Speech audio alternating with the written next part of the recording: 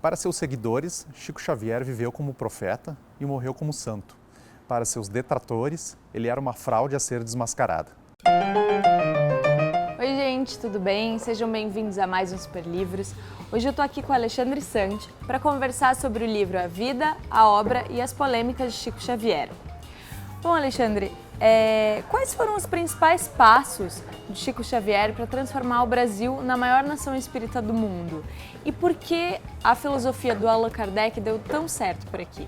O Brasil é um país de necessitados, né? Então tem sempre gente precisando de abrigo e comida. Então, como é uma religião também sem muitos rituais, tudo muito simples, né? O centro espírita é um negócio muito, né, muito sem pompa nem nada. Então é muito agregador, né? Não tem muito por que ser contra e tal. Ninguém não teve muito combate ao espiritismo aqui no Brasil como teve em outros países. O espiritismo tenta ser social ao cristianismo também, então não era uma coisa que colidia tanto, então aqui foi um terreno fértil para isso, mas muito por causa da questão da caridade, né?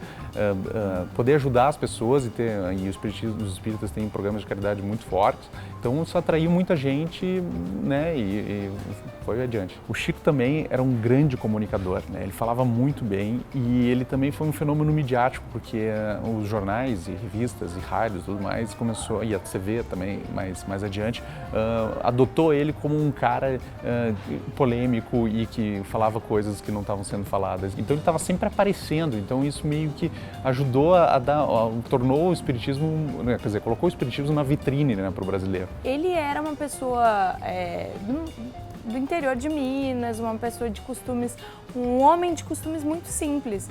E mesmo assim ele se tornou a principal figura religiosa do país. Qual foi o principal fator para uma pessoa tão reservada ficar tão famosa? É uma pergunta difícil porque provavelmente seja uma combinação de muitas coisas, né?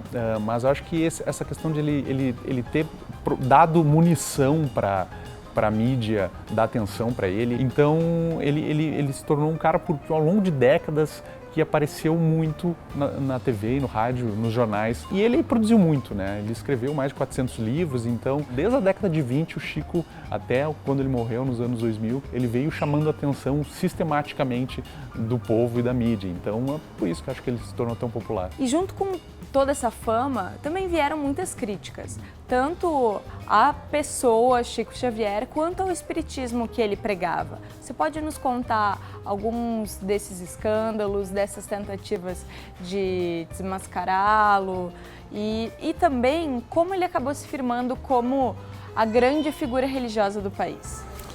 Bom, o primeiro grande polêmica em torno do Chico foram os poemas do livro Parnaso de Além Túmulo, que ele escreveu vários poemas de pessoas que já tinham morrido. Então, muita discussão sobre, né, se aquilo era real, era possível ou não, porque, na verdade, eles eram muito parecidos, os poemas mesmo, com os autores. Então, isso chamou atenção para repórteres de grandes revistas, principalmente da Revista Cruzeiro, para tentar entender de onde um cara numa cidade pequena, que provavelmente não tinha uma biblioteca tão grande, né, para poder pesquisar isso, porque se ele fosse um farsante, ele teria que ter feito essa pesquisa. Como é que ele conseguiu, de fato, ter essa inspiração, né, se não veio, de fato, dos espíritos, de onde é que veio, então? E sempre havia alguns sinais de que talvez, talvez não fosse bem assim, né? Um deles foi que o Chico tinha muitos livros em casa e era um consumidor de livros, então se pressupunha que talvez ele fosse literário. Ele fosse muito literário, que não era mais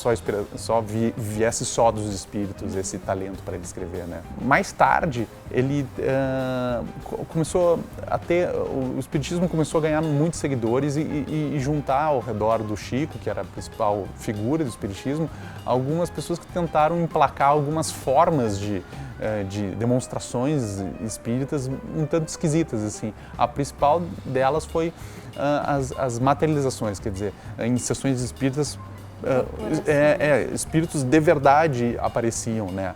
E isso se mostrou, tudo indica, uma farsa bem grande. Não se sabe se por estratégia ou ingenuidade ele permitia isso, mas o fato é que ele, de alguma forma, sabia que aquilo chamava atenção para o espiritismo, né? E no momento que chamava atenção para o espiritismo, mais gente aparecia no centro espírita, vinham mais doações e para poder ter com mais doações ele podia fazer mais caridade, que eu acho que era o grande objetivo. Isso era uma coisa bem sincera na vida dele, assim. Independente de crença, né?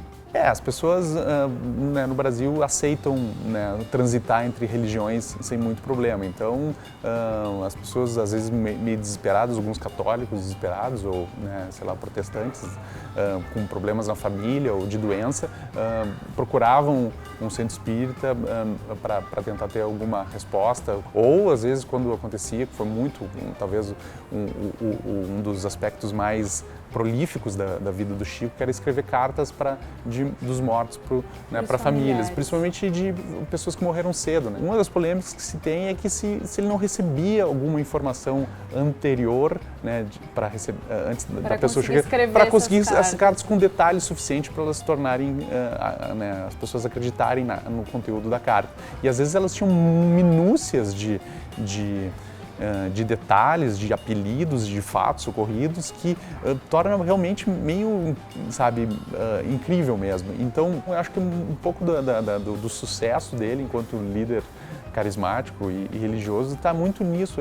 Ele praticava um tipo de religiosidade que é difícil a pessoa, por mais que tenha algum tipo de falcatrua ali no meio, é difícil a pessoa ser contra alguém que faça isso.